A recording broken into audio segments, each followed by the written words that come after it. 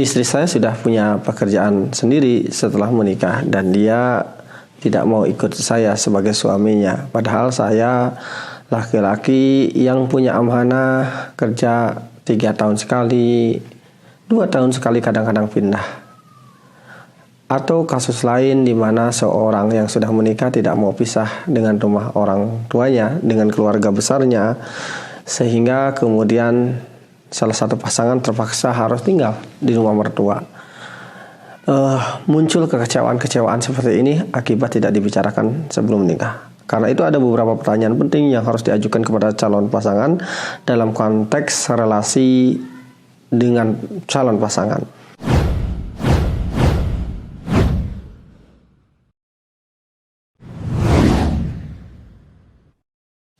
Assalamualaikum warahmatullahi wabarakatuh. Di video ketiga ini kita akan bahas soal pertanyaan-pertanyaan penting yang dapat kita ajukan kepada calon pasangan sebelum menikah dalam konteks relasi hubungan dengan pasangan atau relasi dengan pasangan. Di video kedua kita sudah bahas pertanyaan-pertanyaan yang hubungannya dengan masa lalu calon pasangan dan pola asuh calon pasangan. Sementara di video pertama tentang dasar kenapa penting dilakukan scanning calon pasangan. Di tempat kerja aja kita diinterview berkali-kali kan untuk mengetahui latar belakangnya. Apalagi untuk menikah yang kita harapkan hanya kematian takdir Allah yang memisahkan di antara suami istri yang menikah. Di video kali ini kita akan bahas pertanyaan-pertanyaan yang penting diajukan kepada calon suami atau calon istri sebelum Anda menikah, atau jika kita orang tua yang mau menikahkan anak, kita ajukan kepada calon menantu kita untuk mengetahui bagaimana konsep dia ketika nanti berhubungan dengan calon istrinya atau calon suaminya. Kira-kira ada 9 pertanyaan yang saya rangkum dari masalah-masalah yang sering muncul di rumah tangga.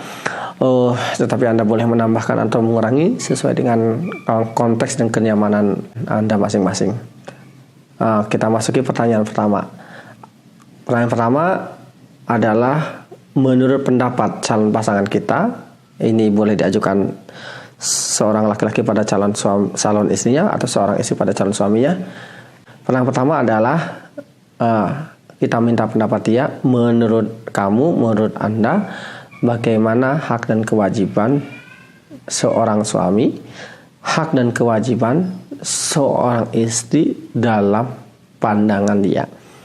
Dia boleh merujuk pada nilai apapun, boleh nilai agama, boleh nilai budaya, boleh kebiasaan orang tuanya. Saya berharap tentu saja sesuai dengan nilai keyakinan karena menikah dengan pakai keyakinan agama, begitu ya. Atau boleh ditambahkan dengan tambahan selain nilai agama adalah dengan adat atau uruf atau kebiasaan masing-masing keluarga pasangan atau calon pasangan kita. Itu pertanyaan pertama. Hak dan kewajiban laki-laki menurut pandangan dia apa?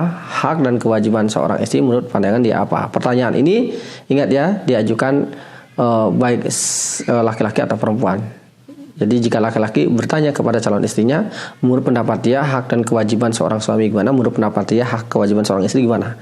Meskipun dia seorang istri, ya kita tanyakan menurut pendapat dia istri itu kayak gimana hak dan kewajibannya, dan landasan nilainya apa, ditanyakan, begitu ya. Itu pertanyaan pertama. Pertanyaan kedua adalah sosok pasangan seperti apa yang diharapkan. Jika Anda seorang laki-laki, tanya kepada istri Anda, seorang suami seperti apa yang ia harapkan, yang lebih detail, yang lebih jelas. Kalau perlu dicatat, dibicarakan. Misalnya kalau Anda seorang perempuan, tanyakan ya, menurut Anda sosok perempuan apa yang diharapkan.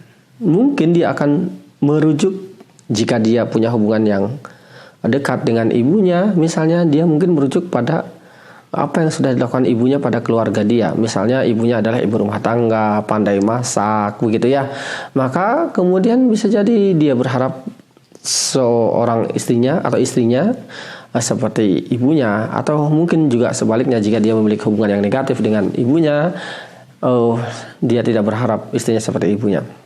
Atau jika Anda seorang laki-laki bertanya pada istri Anda sosok laki-laki seperti apa yang ia harapkan, yang juga mungkin merujuk atau merefer pada bagaimana perlakuan ayahnya kepada si perempuan ini. Jika positif, bisa jadi dia mendambakan, ya, mengidamkan laki-laki yang juga seperti ayahnya. Tanyakan saja, ya, tanyakan. Ini mirip sebenarnya, ada hubungannya dengan di video kedua soal hubungan dia dengan seorang ayahnya, tapi kita tanyakan secara konkret.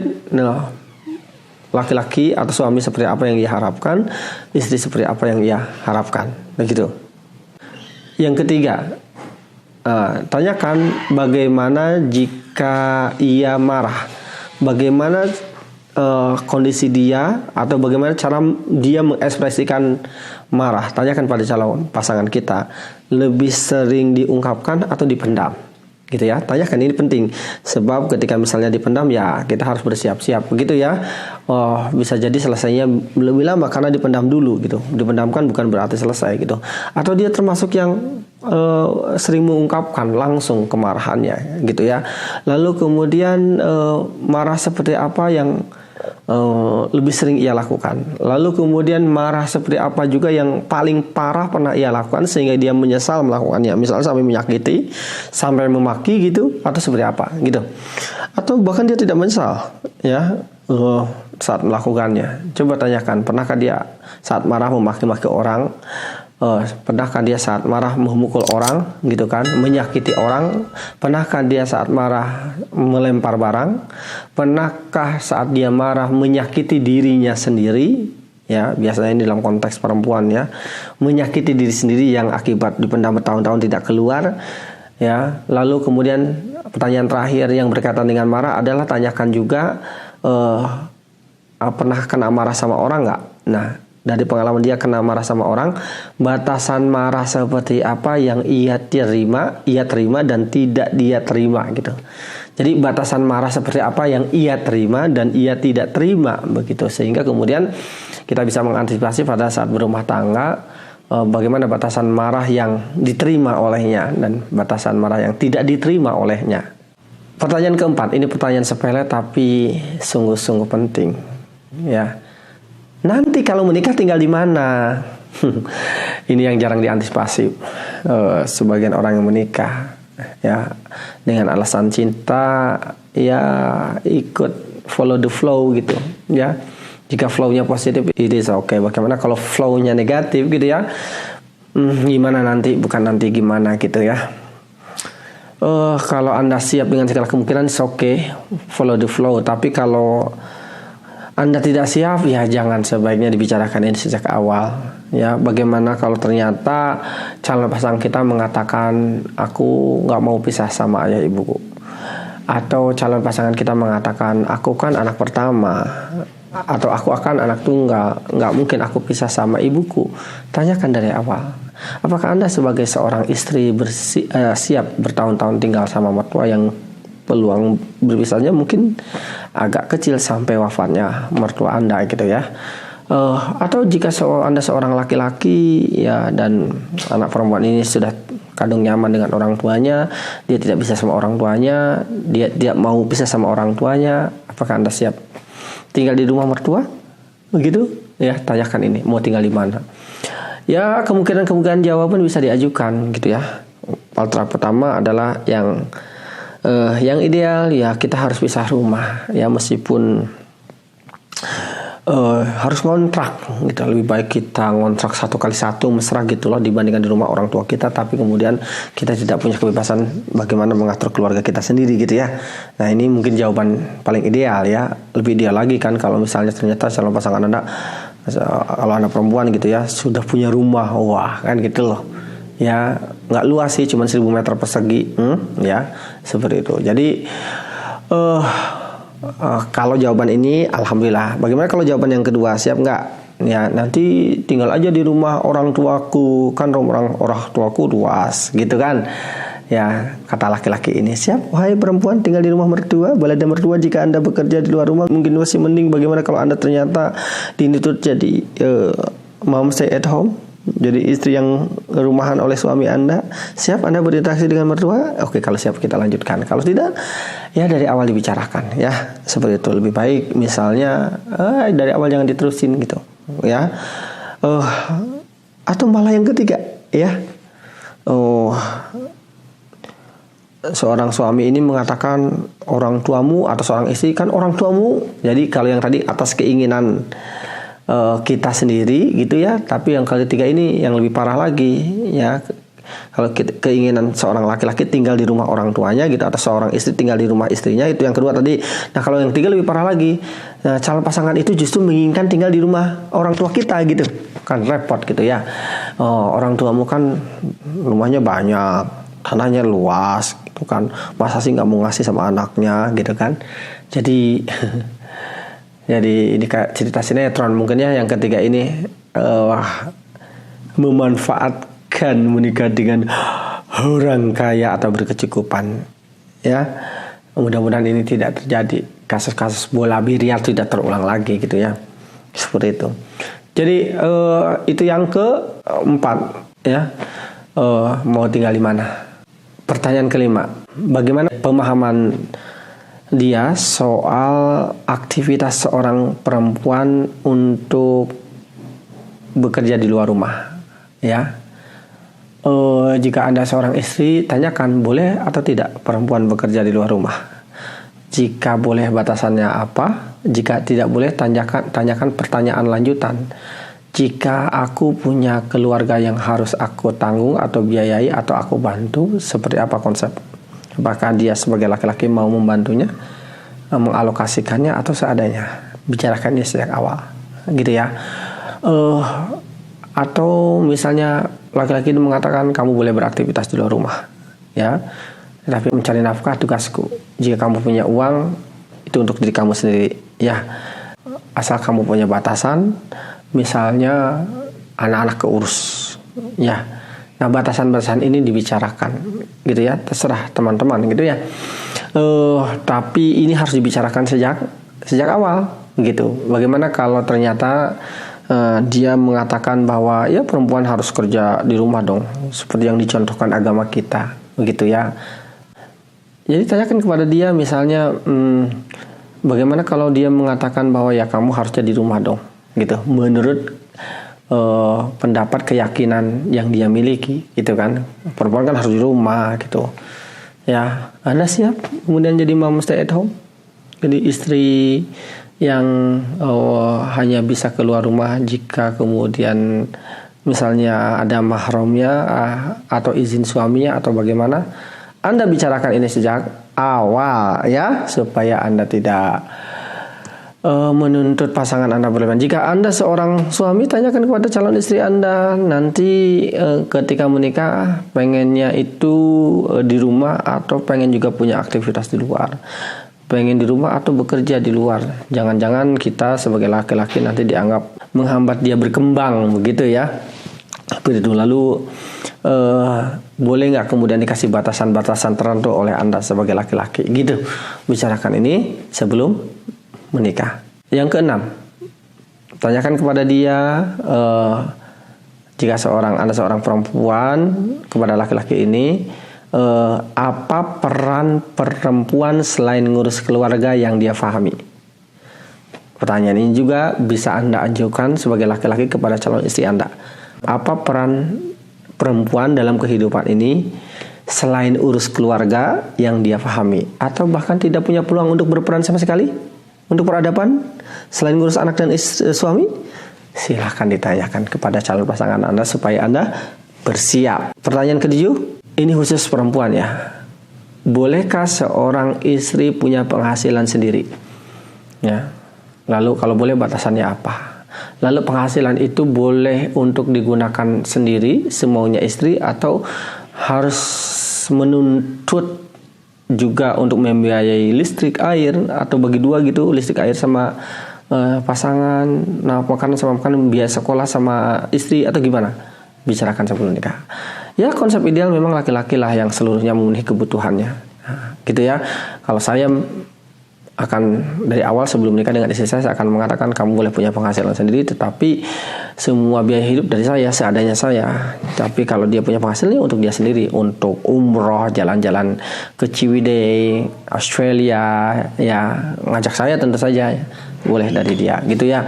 Untuk beli aksesoris yang bukan kebutuhan kesenangan itu pakai uang dia. Tapi kalau untuk kebutuhan ini kewajiban saya zolim kalau tidak memenuhinya. Tentu dengan kemampuan saya, kalau saya mampunya ngontrak ya ngontrak gitu ya. Kalau saya mampunya beli rumah yang luas tanahnya cuma 1000 meter persegi ya segitu adanya gitu. Kalau saya mampunya yang tipe 21 ya segitu adanya gitu ya.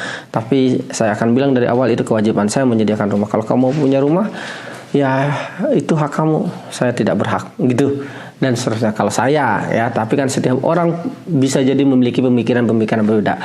Ketahui pemikiran dia sebelum menikah begitu. Pertanyaan ke-8, bagaimana jika seorang suami pindah-pindah kerja? Apa yang ia lakukan? Jika Anda seorang laki-laki, tanyakan kepada istri Anda, apakah dia bersedia untuk mengikuti suaminya? Karena Anda ditakdirkan misalnya punya pekerjaan yang harus pindah-pindah kerja setiap periode tertentu, atau istri Anda malah mengatakan ya aku di sini aja sama ayah ibu, sama papa mama, ya kamu cari nafkah lah, setorlah ke aku gitu kan, anak-anak sama aku dan seterusnya gitu.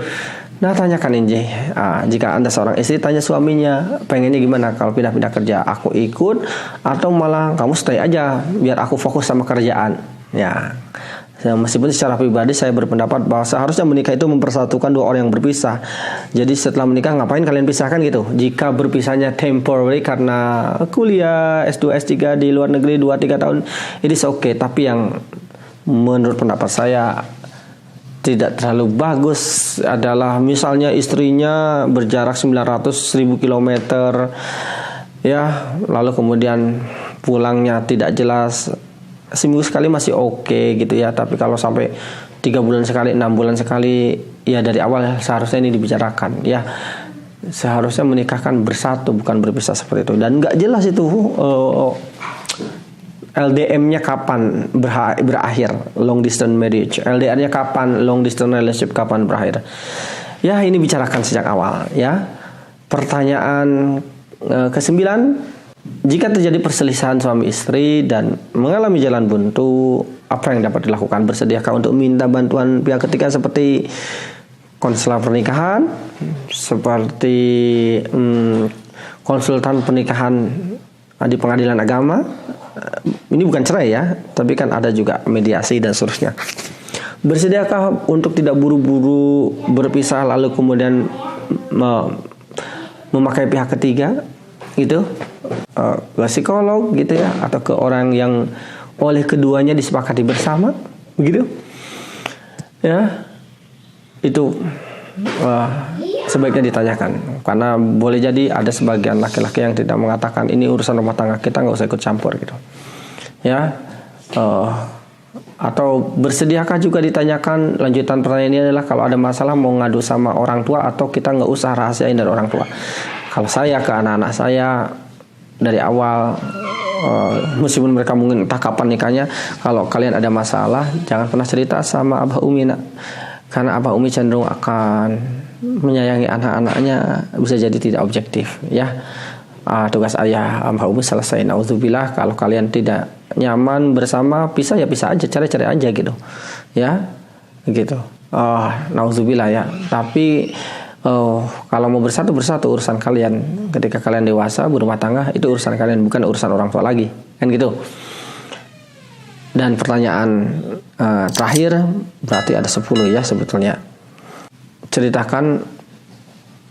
Jelaskan keluarga seperti apa yang ingin dia bentuk, ia impikan, ia idamkan gitu ya. Tanyakan kepada dia. Misalnya dia ingin keluarga surga, bagaimana cara mencapainya gitu. Tanyakan kepada dia. Dia misalnya ingin punya keluarga yang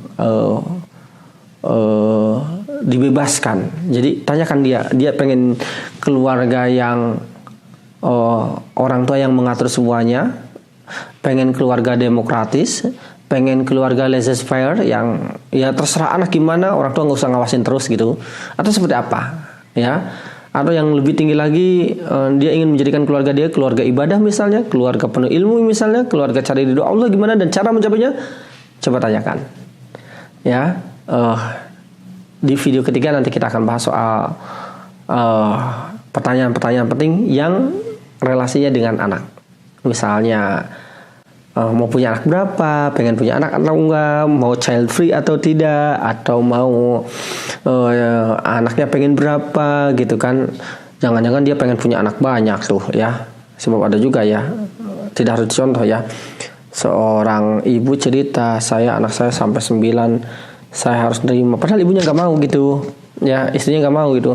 Tapi gimana lagi, suami saya pengen anak banyak. Dia bilang kalau misalnya kalau nggak mau dari rahim kamu, ya sudah aku cari rahim yang lain katanya, buka cabang. Astagfirullah ya. Jadi ya mungkin istrinya bagus niatnya cari ridho Allah, tapi kalau dia sendiri cari ridho suami, kalau dia sendiri nggak ridho, rasanya zalim kita sebagai laki-laki. Nah, nanti di video selanjutnya kita akan bahas, di video keempat ya, maaf ya, kita akan bahas soal hal ini ya, pertanyaan-pertanyaan penting yang harus diajukan kepada calon pasangan dalam relasinya, dalam konteks relasi dengan anak. Sampai jumpa di video berikutnya. Assalamualaikum warahmatullahi wabarakatuh.